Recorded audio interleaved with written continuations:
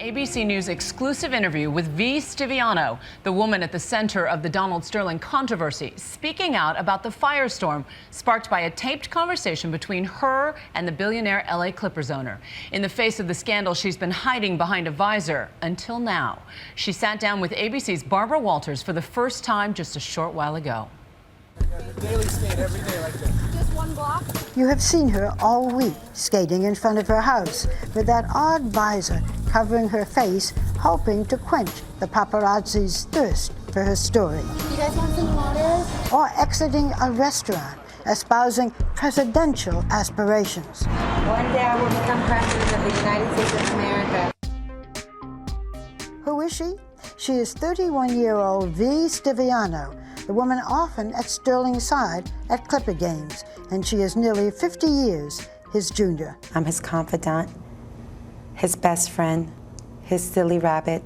Tonight, V.Stiviano speaking for the first time. Our relationship started off me working for Mr. Sterling and his nonprofit organization, the Donald T. Sterling Foundation, and it's evolved to so much more, on a level in which it's become a big scandal. It became a scandal. Yes. Yeah, why?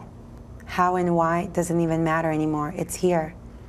And some things needed to be brought to the light. The woman at the center of the Donald Sterling controversy, the billionaire's confidant, heard first on these tapes. Yeah, it bothers me a lot that you want to broadcast that you're associating with black people. Do you know that you have a whole team that's black that plays for you?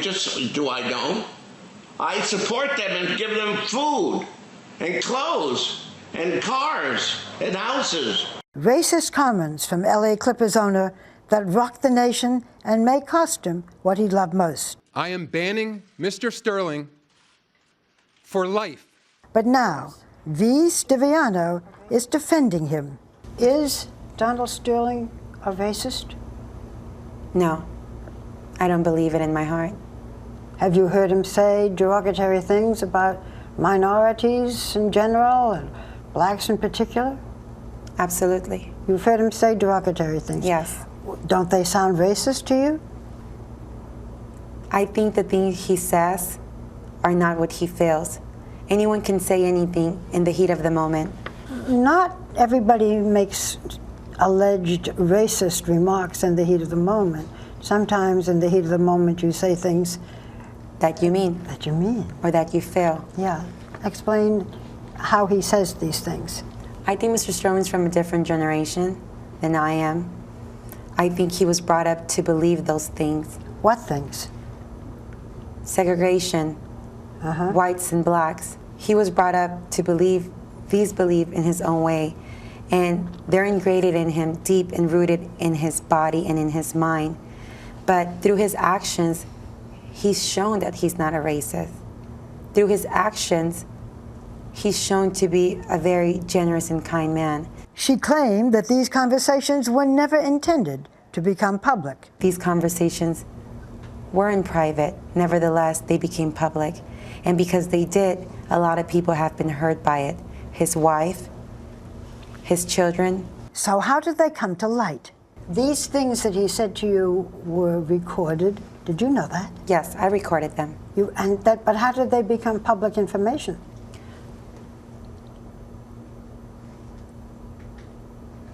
Someone leaked the audio, or sold the audio, or gave the audio to what I believe to be TMC, a friend or a so-called friend of mine. I was planning on quitting working with Mr. Sterling a few months back. No one understands my pain and feeling, and I was reaching out to a few of my friends. I shared an audio with them where they can empathize and sympathize my feelings, my way of being. You were half black and half Mexican, and you were very close to Donald Sterling.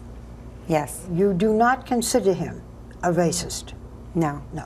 Stiviano says that over their 2.5-year relationship, she was helping him to change his point of view. People were used to Mr. Sterling being Mr. Sterling.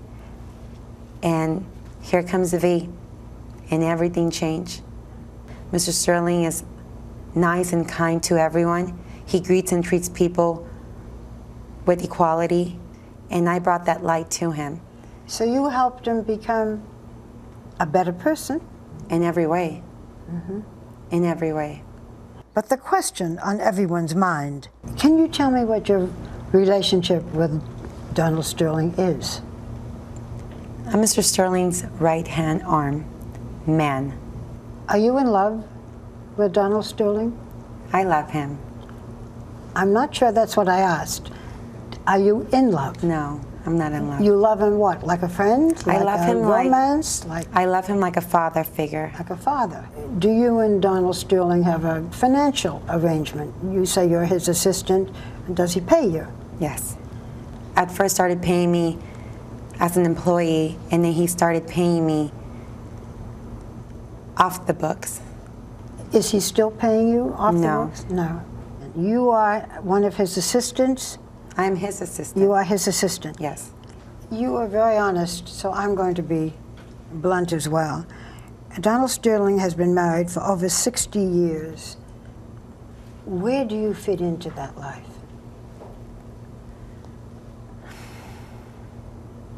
I don't. Mr. Sterling's marriage is Mr. Sterling's marriage and relationship. I'm not part of that life.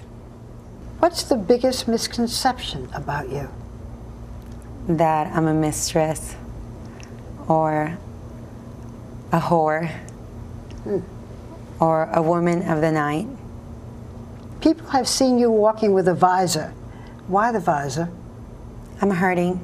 I'm in pain. It hurts to see someone that you care about hurting. It hurts to see people speculate, assume, say, throw darts at you when they don't know you, when they don't know your story, when they don't know the truth, all based on hearsay and assumptions. It hurts. She was with Sterling just moments before she sat down with me. Miss Stiviano, you just left Donald Sterling. What is his state of mind right now? Confused.